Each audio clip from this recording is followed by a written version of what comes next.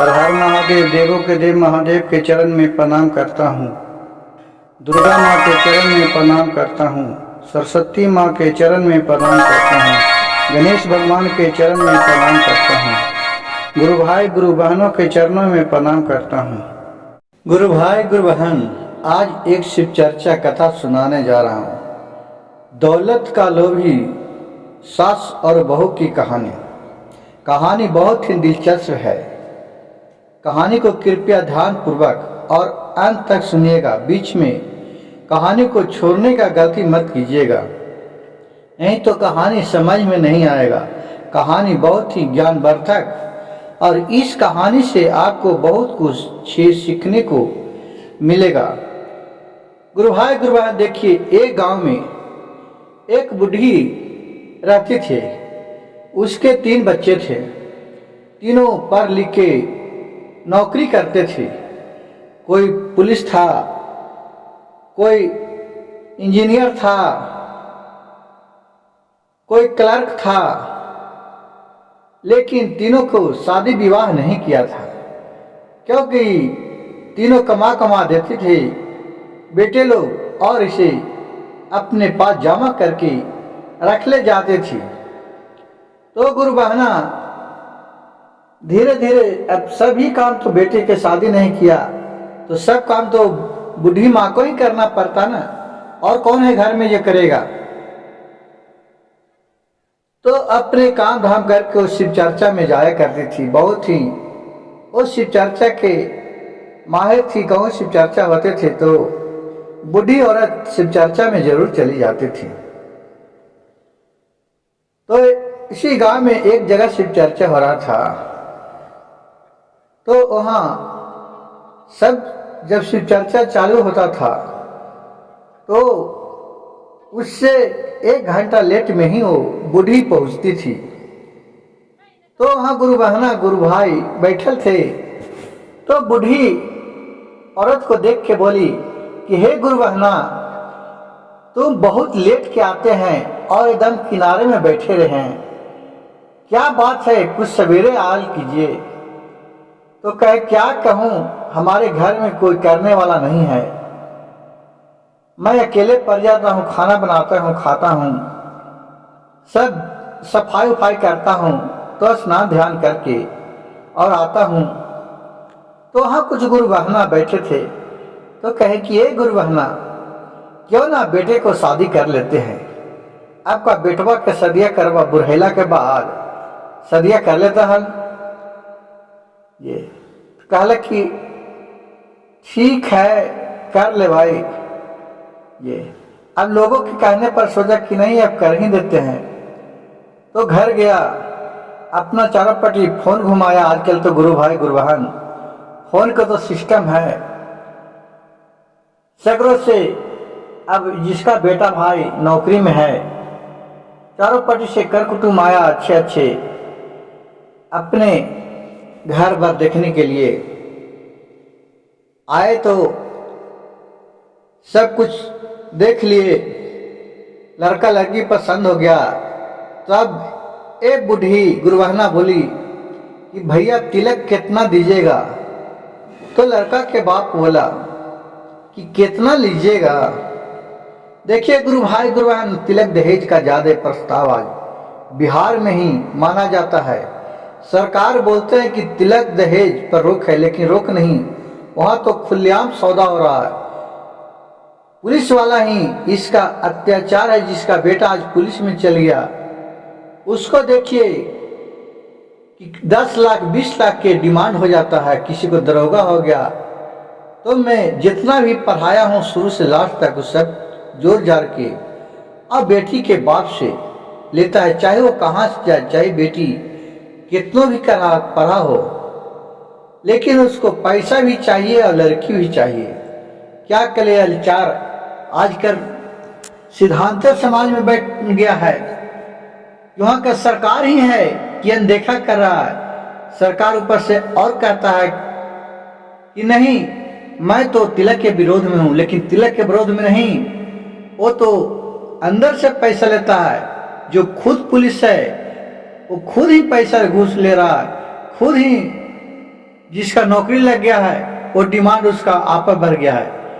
क्यों न जिसके शादी विवाह हो रहा है उस पर सीबीआई जांच बैठाया जाए, का तो तिलक लेता है कि नहीं लेता है। और पहले तो तिलक का ही डिमांड होता है, लड़का लड़की देखने के पहले ही तिलक का डिमांड होता है।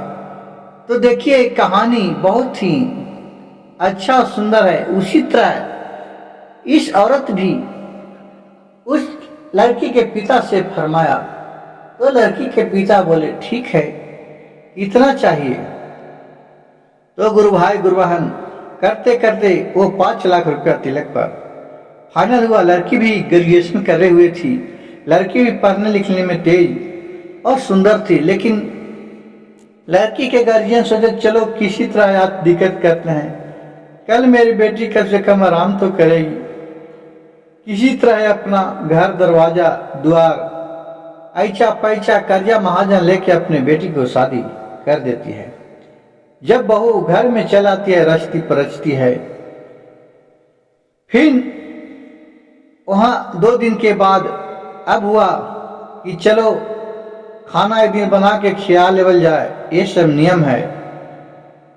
तो लड़की से उसकी सास ने खाना बनवाई और हलवा पूरी सब्जी बनाई, अच्छे अच्छे पकवान, और बूढ़ी माँ को खिलाई अपनो सासी माँ के।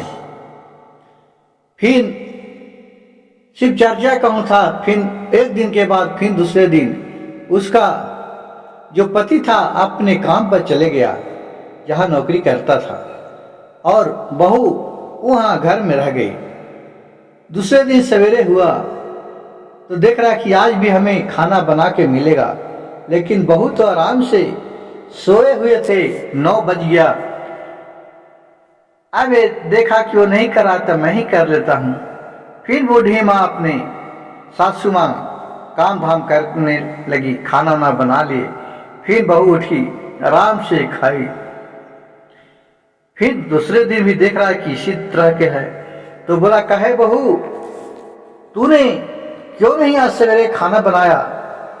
तो बहू बोली कि माँ जी मेरे पिता 5 लाख रुपया दिए हैं, कहा हमें खाने बनाने के लिए, नौकरानी के लिए, तू बनाओ और मैं 5 साल बैठ के खाऊंगा, उसके बाद में मैं खाना बनाऊंगा। कहा कि ऐसी बात, अब एक घर के बात गुरु भाई गुरु बहन वो कहे तो किससे कहे, अब कहा नहीं जाता है। फिर गुरु वहाँ शिव चर्चा हो रहा था तो शिव चर्चा में गई तो बोली, फिर गुरु बहना पूछे कि काहे जी गुरु बहना तू तो फिर लेट के इला, आज बहुत लेट के इला, अब तो तोहर पुतोहियो ढूक गेल तू।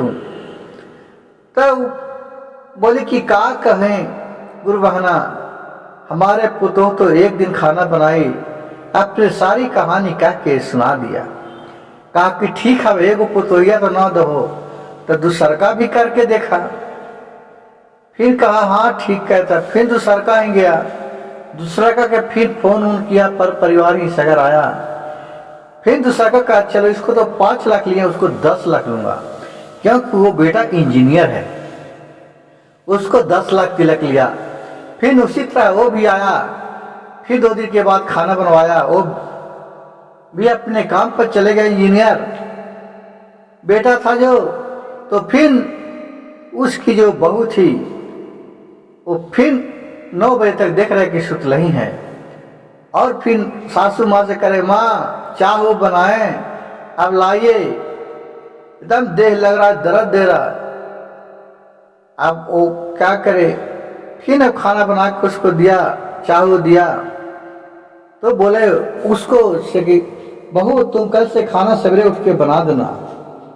तो बोली दूसरी वाली बहू कि माँ जी हमसे अभी खाना नहीं बनेगा, हमें बहुत थकैनी होल है, शादी विवाह का मारा हूँ। अब क्या मेरे पिताजी इसीलिए तिलक दिए हैं कि जाते घर में खाना बनावे लगो। अब मैं तो 10 साल बैठ के खाऊंगा, उसके बाद बनाऊंगा। तुमने बहुत बैठ के मेरे पिता से पैसा लिया। माँ जी जब तक पैसा वसूल नहीं होता है मैं खाना नहीं बनाऊंगा। अब बेचारी करे क्या। फिर वो खाना बना के दी, कुछ दिन बीता, फिर शिव चर्चा में गई। तो लेट के फिर पहुंची। अब क्या कि दोनों बहू के भी खाना बनाने पड़ रहा था, खाना बना के खिलाती थी और दोनों बहू उठती थी, आराम से खाते थे, दिन भर गलबात करती थी। और फिर गुरु भाई गुरु बहन वो बूढ़ी जो सासू माँ थी वो शिव चर्चा में गई। फिर गुरु बहना पूछते काहे सासू माँ तो दूधो को बेटा हो गया, दूधो को पुतो हो गई, फिर भी तू लेट के आ रही है। सारी कहानी कह के कह कि का कहूँ, कह कि तू बहुत पैसा के लोभी है, तोरा पास कौन सी की कमी है, सब बेटा सर्विस है तो जरूरी है कि तुम्हें पैसा लेना है। एंड सब भले बुरे हर एक किस्म होता है गुरु भाई गुरु बहना, समाज में आदमी सब किस्म के बात कहे। तो इस औरत को गुरु बहना के कुछ समझ में आया, कहा ठीक है, कहा कि जा दू तो कैला, अब तीसरा के करके देखा, तिलक के चलते कुमारे रखवाहू, कल ठीक है। फिर गया घर में, फिर तीसरा के लिए सगरो फोन किया, पर परिवार ही से सब कोई आए शादी विवाह करने के लिए, क्योंकि सब सर्विस में सा लोग चाहते हैं कि सब सर्विस में चलो, वहाँ अपना रिश्ता जोड़ते हैं। सब आए तिलक के लिए। ये सोचा कि अबरी मैं तिलक नहीं लूंगा, और अबरी मैं अपने एकदम गरीब घर के लड़की लाऊंगी, क्योंकि वो फिर एक गरीब घर के बहू को देखी और उससे बोले कि मैं तिलक दहेज, बोले कि भाई अब तिलक क्या लीजिएगा, तो बोला कि हमें तिलक से कोई मतलब नहीं है, आपका बेटी को भी पढ़ाने में मैंने बहुत तरह से उसको समझाए, कहा कि नहीं ये तो बहुत अच्छी है, कहा कि ठीक है। शादी विवाह बहुत गरीब घराने में हुआ, लड़की बहुत सुशील थी, बहुत सामाजिक थी। गुरु भाई गुरु बहन कहावत में जितना भी गरीब घर की बहू हो बेटी हो, जितना काम धंधा करने में सामाजिक प्रतिष्ठा में है ठीक, उतना बड़े घर की लड़की नहीं ये सब जानती है। उनको इज्जत प्रतिष्ठा नाम का तो बहुत लोग का चीज ही नहीं रहती है, अपने आप को बहुत महान समझती है। लेकिन क्या कीजिएगा, इस समय ही ऐसा है, समय का सब दोष है। जिस वातावरण में आदमी रहता है उसी तरह का बुद्धि सीखता है। उसी तरह गुरु भाई गुरु बहन उस लड़की फिर आए, शादी होके फ्री में शादी किया, कहा कि चलते हैं फ्री में देखते हैं करके। दो बहू को तो तिलक लिया, घुसाया, दर विवाह करके लाया, लेकिन दोनों को क्या स्थिति है जो तो मैं देख रहा हूँ। तीसरे के तो मैं तिलक लेऊंगा ही नहीं, और तीसरे को फ्री में शादी की। शादी विवाह हो गया, आया एक दिन के बाद उससे भी खाना बनवाई, और सोचिए कि फिर क्यों ये दोनों बहू इसको भी बिगाड़ के धर देगी, इस पर नजर रखते हैं। फिर तीसरे दिन हुआ, उसका भी पति अपनी नौकरी पर चले गए वापस, तीनों बहू घर में थी। ये अपना सवेरे उठी, झाड़ू उड़ू लगाने लगी, तो छोटी वाली बहू उठी, हाथ से झाड़ू छीन लिया, कहा लाइए माँ जी मैं झाड़ू लगाता हूँ, भले हमारे रहते आप कैसे झाड़ू लगाइएगा। कहा कि नहीं बहू अभी तू नए नवेली हो, रहने दो मैं लगाते हूँ। कही ना माँ जी आप तो मेरी माँ के समान हैं, मैं अब आपको लगाता हूँ, आप आराम से बैठिए। और सारी गृहस्थी जो घर में काम है, झाड़ू पोछा लगा ली, सबको खाना बना दिया। दोनों बहू जो उसका जेठानी थी बोली चाय बना देवरानी, बोला हाँ दीदी चाय बना, सबको ले जाके चाय दिए, खाना दिए। अब उसको खूब मानने लगी छोटी वाली बहू को, क्योंकि कोई भी काम अपने सासू को नहीं करने देती है।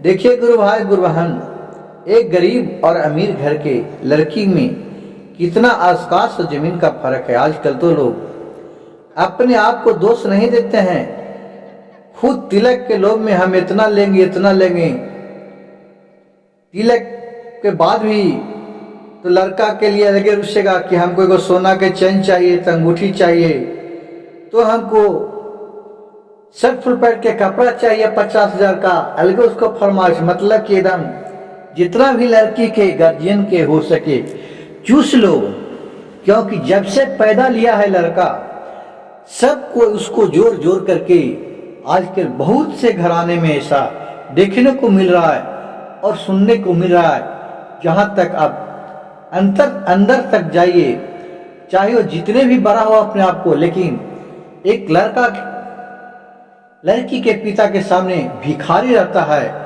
क्योंकि अगर भिखारी नहीं उसे माना जाता है कि जो लड़की के पिता हाथ उठा के दे दिया, चाहे जो लड़की के गार्जियन भाई हो, उसका पिता हो, माँ हो, हाथ उठा के दे दिया, उसमें वो खुश है, उसे भिखारी नहीं करते। लेकिन आजकल तो रूसने के फूलने का, हम डिमांड करने के हमको ये चीज़ चाहिए, तो हमको एक बाइक चाहिए, तिलक के बाद भी फरमाइशी होता है, तो वो एक भिखारी समझे नहीं तो उसको क्या समझे, चाहे आप कितना अपने घर के मातवर हो।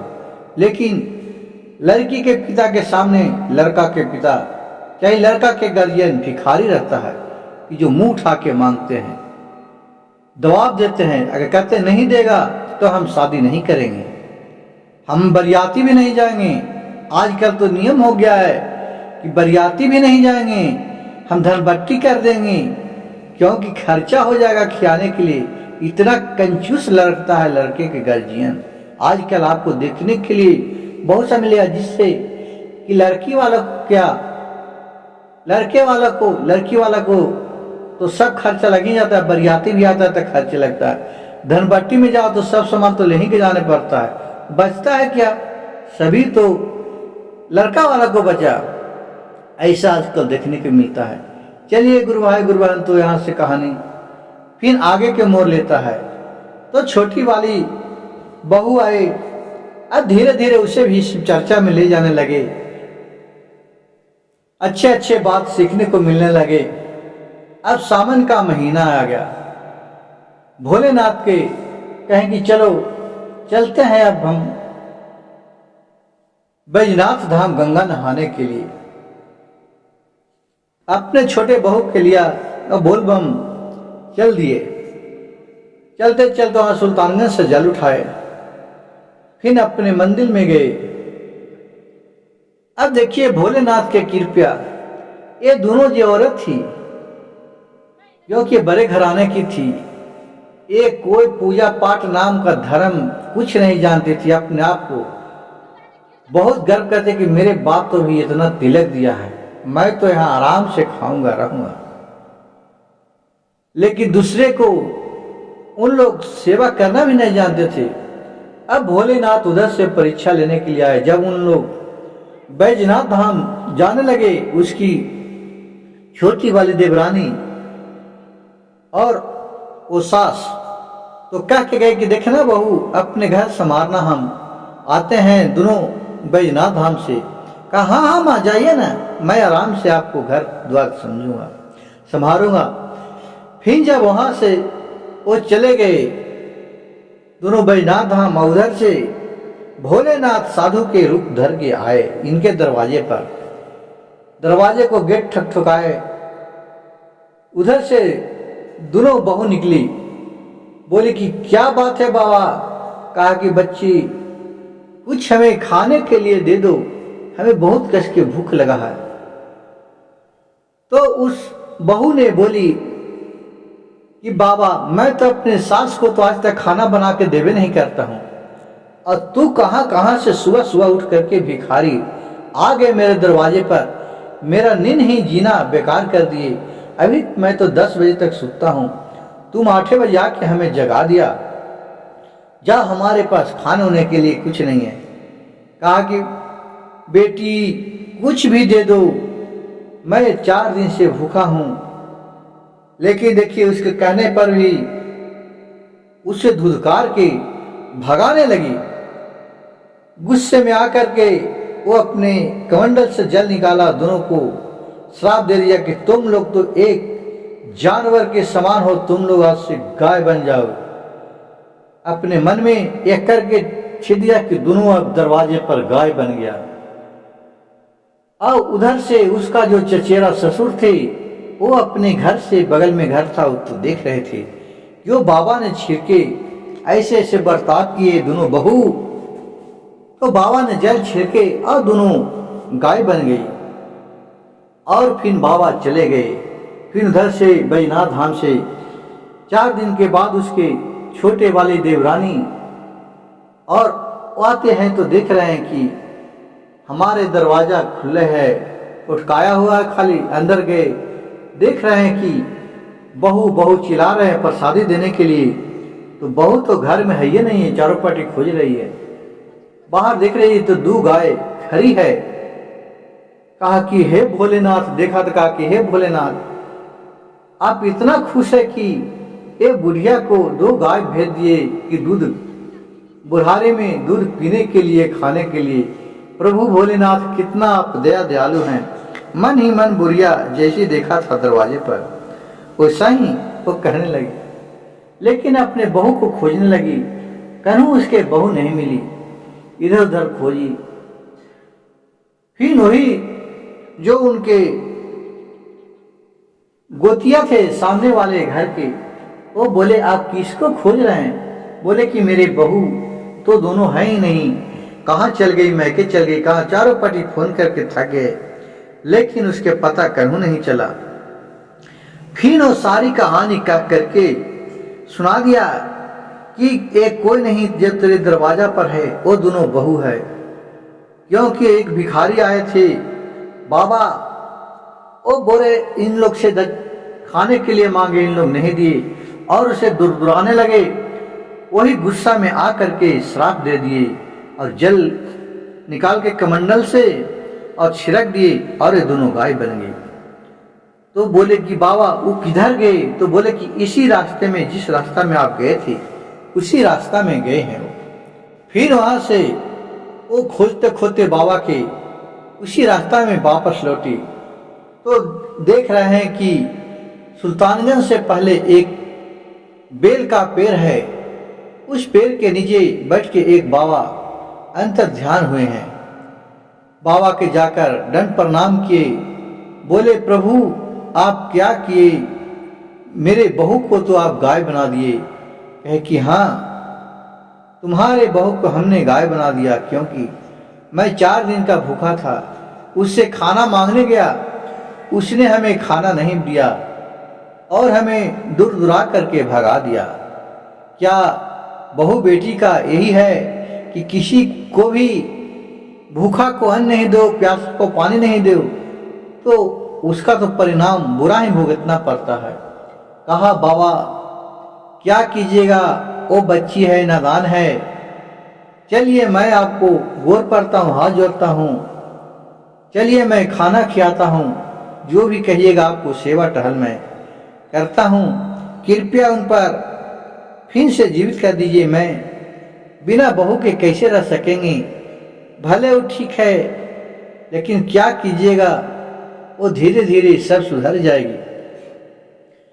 बहुत आरजू मिनती करने पर भोलेनाथ कहें ठीक है, ये लो जल जाकर दोनों पर छिड़क देना, वो दोनों वास्तविक रूप में आ जाएंगे। फिर वहां से जल लेकर के आए और अपने दरवाजे पर आए, दोनों गाय पर छिड़क दिए। दोनों गाय अपने बहू के रूप में फिर बदल गए और बूढ़ी माँ के चरण में दोनों जाकर के गिर गए। गुरु भाई गुरु बहन, देखिए 700 तो ऐसा हो और बहू भी हो तो ऐसा हो। इस कहानी से हमें यह सीखने को मिलता है कि घमंडी बहू इस तरह का घमंडी नहीं करना चाहिए और ऐसा साच भी नहीं होना चाहिए कि जो तिलक के आगे अपने सब कुछ भूल जाए। क्योंकि आजकल बेटी को भी पढ़ाने में पैसा लगता है, जिस तरह तुम्हें बेटा को पढ़ाने में लगता है।